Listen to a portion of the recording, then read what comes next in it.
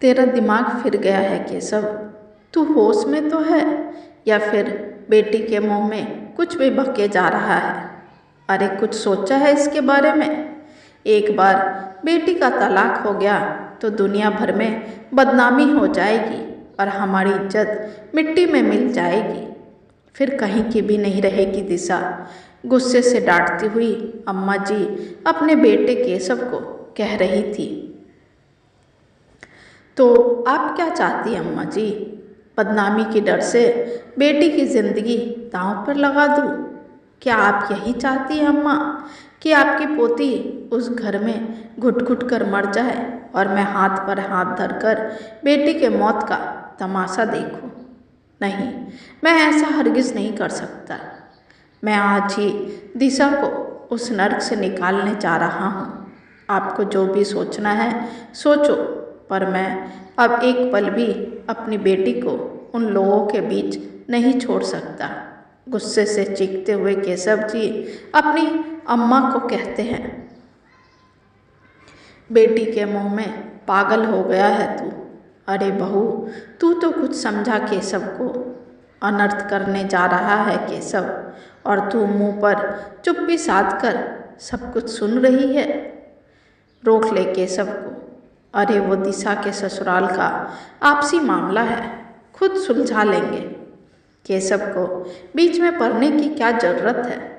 अम्मा जी गुस्से से तिलमिलाई हुई वहीं खड़ी दिशा की माँ सुधा को कहती है, क्यों रोक लूँ अम्मा जी मैं इन्हें? वो एक बेटी के पिता हैं और उन्हें अपनी बेटी की फिक्र है, इसलिए जो भी कदम उठाएंगे मैं उनका पूरा साथ दूंगी। और आप कैसे इतनी जल्दी भूल गई अपनी लाडली दिशा को? आपकी तो उसमें जान बसती थी ना अम्मा जी, फिर भी पोती का दर्द नहीं दिख रहा आपको? अरे मैं तो भूल ही गई, आपको कैसे दिखेगा? आपको तो अपनी झूठी शान जो दिखती है, इसलिए तो आपने चंदा दीदी को मरने छोड़ दिया। गुस्से से तिलमिलाई हुई सुधा अम्मा जी पर कटाक्ष करती है। तू कहना क्या चाहती है बहू? मैंने मरने छोड़ दिया या वो खुद अपनी मर्जी से सबके खिलाफ गई थी? अपने बाबूजी के चेहरे पर कालिक पोत कर शर्म आनी चाहिए अम्मा जी आपको। दीदी के चले जाने के बाद भी आपके मुंह से ऐसे कड़वे वचन। जी अम्मा जी, एक माँ होते हुए भी आपकी ऐसी सोच। अच्छा हुआ जो दीदी इस दुनिया से चली गई, वरना आज आपके मुंह से ऐसे हृदय भेदी वचन सुनकर उनका दिल फट जाता। पर अम्मा जी, आज आप फिर वही गलती दोहरा रही हैं जो 20 साल पहले आपने किया था। भूल गई क्या आप चंदा दीदी के जख्मों को और उनके मौत को? और दीदी के मौत का जिम्मेदार जितने उनके सास ससुर ससुराल वाले और बाबूजी थे, उतनी ही आप भी थी। इसी दुनिया और समाज के डर से आप लोगों ने दीदी को उन लोगों के बीच मरने छोड़ दिया था। पर मैं और दिशा के पापा वही गलती नहीं करने वाले हैं जो आपने और बाबूजी ने किया था। हम दिशा के ससुराल वालों को सबक सिखा कर रहेंगे। हमें दुनिया से नहीं बल्कि अपनी बेटी से मतलब है अम्मा जी। कहते कहते सुधा का गला रुआसे हो जाते हैं। सुधा की जुबान से बीते कल की परछाई को साफ साफ अम्मा जी के सामने रखने से कुछ पल बिल्कुल सन्नाटा छा जाता है। सुधा की बातों से अम्मा जी के आंखों के सामने चंदा की तस्वीर घूमने लगती है और वो आवाज़ गूंजने लगती है जो चंदा के आखिरी शब्द थे। माँ, बाबूजी को बोलो ना मुझे यहाँ से ले जाए, नहीं तो मैं मर जाऊँगी माँ, मर जाऊँगी। आप जिद करेंगी तो बाबूजी ज़रूर मान जाएंगे। प्लीज़ माँ, मुझे बचा लो, मुझे ससुराल के कैद से बाहर निकाल लो माँ। चंदा के वो शब्द आज भी अम्मा जी के कानों में गूंज उठी। हृदय विदारक घटना को याद कर अम्मा जी बिना कुछ कहे वहाँ से अपने कमरे में चली जाती है। कमरे में जाकर अपनी बेटी चंदा का फ़ोटो निकालती है और फफक फफक कर रो पड़ती है। मुझे माफ़ कर दे चंदा बिटिया, मुझे माफ़ कर दे। मैं तुम्हारी गुनहगार हूँ। मैंने तुझे मार दिया। दुनिया के डर के कारण मैंने तुझे मौत के मुंह में छोड़ दिया। मौत के मुंह में छोड़ दिया चंदा। काश मैं भी एक माँ की तरह जिद करती तो आज तू मेरे पास होती। काश तेरे जख्म को देख पाती मैं। काश मैं तेरे जज्बात को पढ़ पाती। कहते कहते जोर जोर से अम्मा जी रोने लगती हैं। अम्मा जी के रोने की आवाज़ सुनकर केशव और सुधा उनके कमरे में जाते हैं। अम्मा जी की बेसुध अवस्था देखकर सुधा उन्हें चुप करवाती है, पर अम्मा जी आज बस रोना चाहती थी उस गलती के लिए जो आज से 20 साल पहले उन्होंने किया था और उसके लिए जो आज भी दोबारा करने जा रही थी। फिर रोते रोते ही कहती हैं, जा केशव, जा ले आ मेरी पोती को। मैं एक और चंदा की बलि नहीं चढ़ा सकती। अम्मा के हिम्मत भरे शब्द सुनकर केशव भावुकता को पीछे छोड़ अपनी बेटी को उस जहन्नुम से बाहर निकालने के लिए कमर कस लेते हैं। फिर अम्मा का आशीर्वाद लेकर दिशा के ससुराल के लिए निकल पड़ते हैं। इधर अम्मा जी और सुधा अपनी अपनी बेटी के जख्मों को याद कर अपने दामन को भिंगा रही थी। चंदा अम्मा जी की छोटी बेटी, 5 भाई बहनों में सबसे छोटी और सबसे लाडली, माँ बाप की लाडली और भाइयों की जान थी। सब जान छिड़कते थे उस पर चंदा का एक कदम उसके जीवन को नर्क बना दिया। अपनी पसंद से अंतर्जातीय विवाह करके उसने अपने जीवन की सबसे बड़ी गलती कर दी। परिवार के लाख मना करने के बाद भी चंदा ने एक ऐसे धोखेबाज से शादी कर ली जिसे चंदा से नहीं बल्कि उसके पिता के धन दौलत से प्यार था। विकास एक नंबर का लालची आदमी था और उसके माता पिता उससे भी गए गुजरे। शादी के बाद चंदा के परिवार वाले उससे अपना सारा रिश्ता हमेशा हमेशा के लिए तोड़ लिए थे। उसके लिए मायके की दहलीज सच में पढ़ाई हो चुकी थी। शुरू शुरू में सब कुछ बड़े प्यार से चल रहा था चंदा और विकास के बीच, पर शादी के 6 महीने बाद ही विकास और उसके घर वाले अपना असली रंग दिखाना शुरू कर दिए।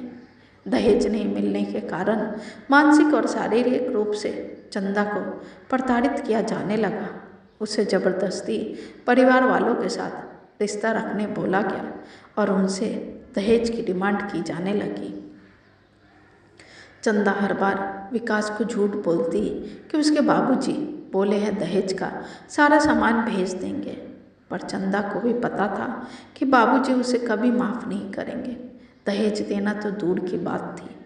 अम्मा जी से चोरी छिपे बात कर लिया करती थी, पर अपने दर्द को हमेशा छुपा लेती थी। इन सब के बदले चंदा को विकास शराब के नशे में बहुत मारता था। वो दर्द से कहराती रहती थी, पर कोई उसे पूछने तक नहीं आता। साथ में घर का पूरा काम चंदा से ही करवाया जाता और बदले में एक वक्त की रोटी नसीब होती थी, जिससे वो काफ़ी कमज़ोर हो गई थी। पूरे 1.5 साल तक उसे इसी तरह प्रताड़ित किया गया। मरने के एक रात पहले चंदा ने अम्मा जी को फ़ोन की, माँ मुझे इस नर्स से बाहर निकाल लो, मैं कहीं और रह लूँगी, पर मुझे एक बार यहाँ से आज़ाद करा दो माँ। पर अम्मा जी ने साफ साफ शब्दों में मना कर दिया। अम्मा जी की बातें सुनकर चंदा पूरी तरह से टूट चुकी थी। उस आखिरी कॉल के बाद वो नींद के आगोश से कभी नहीं उठी।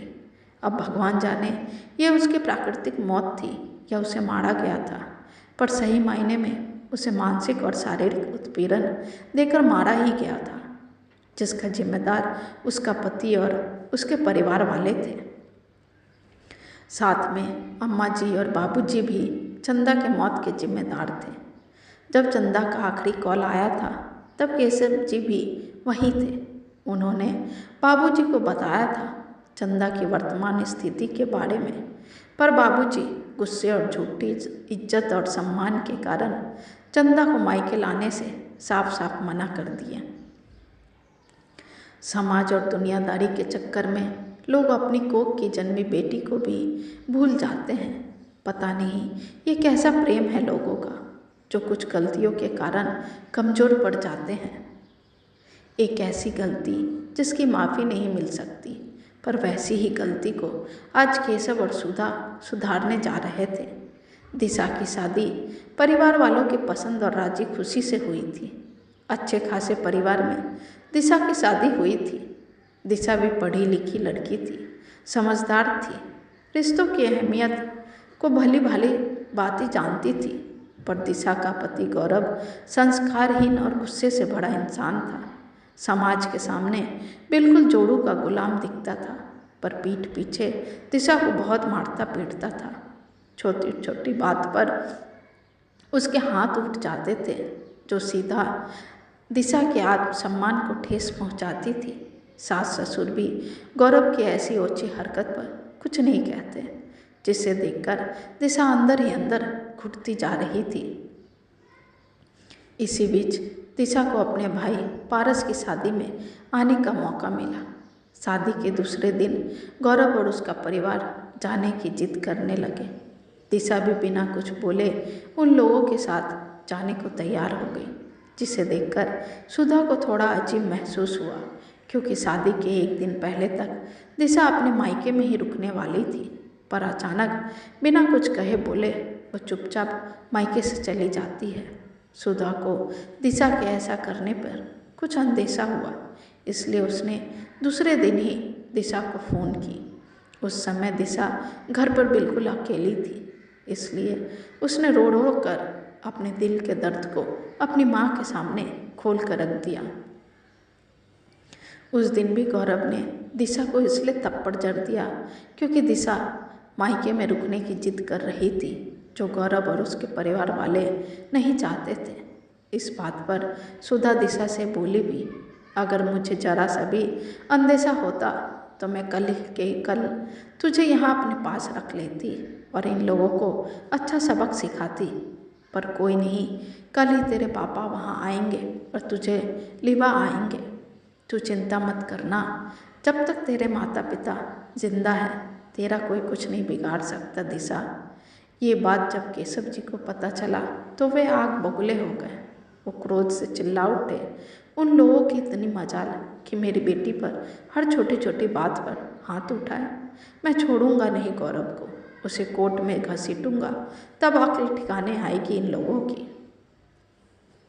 पूरे दिन ऐसे ही अम्मा जी और सुधा अपनी अपनी बेटी को याद करके आंसू बहा रही थी कि तभी रात को सुधा का फ़ोन बजता है।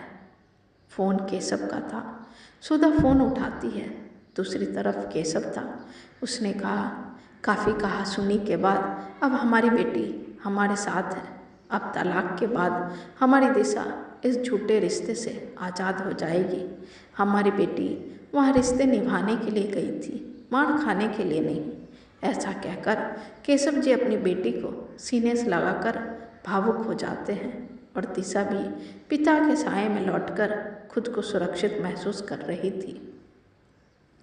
जब दूसरे दिन केशव दिशा को लेकर घर पहुंचते हैं तो अम्मा जी आरती का थाल सजाकर रखी हुई थी।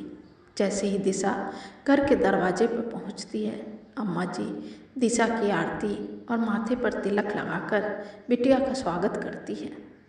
आज सही मायने में अम्मा जी अपनी गलतियों का प्रायश्चित कर ली थी।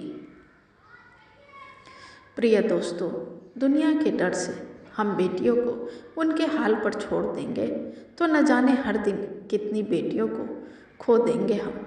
इसलिए बेटियों को हमेशा इतना विश्वास दिलाकर रखें कि कुछ भी हो हम हैं तुम्हारे साथ। बेझिझक उसे अपने दिल की तकलीफ़ों को कहने की आज़ादी दें, ताकि वो बिना हिचकिचाए आपसे अपने दिल की बात कह सके। हमारे समाज में हर दूसरे घर में कितनी ही बेटियां आग के सुपुत्र कर दी जाती है, कभी दहेज के नाम पर तो कभी उनके आचार व्यवहार के नाम पर। समय जरूर बदल गया है, पर हम इंसानों की फितरत नहीं बदली। हम आज भी वही हैं जहाँ कल थे। इसलिए जागो, समझो और खुद को बदलो। सही मायने में शादी का मतलब समझौता नहीं बल्कि साझेदारी होती है, पर पुरुष वर्ग इस साझेदारी को समझौते का थप्पा लगा देते हैं, वो भी सिर्फ स्त्रियों पर।